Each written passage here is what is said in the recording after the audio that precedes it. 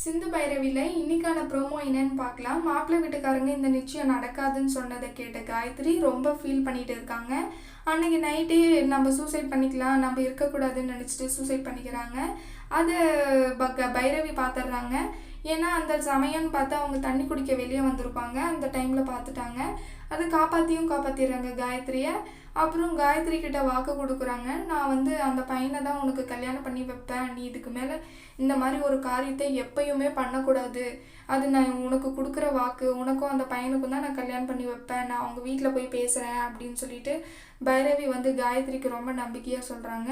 அந்த விஷயத்த காலையில் எல்லாருக்கிட்டையும் சொல்கிறாங்க பைரவி, காயத்ரி இந்த மாதிரி சூசைட் பண்ணிக்க போனா அப்படின்னு சொல்லிட்டு.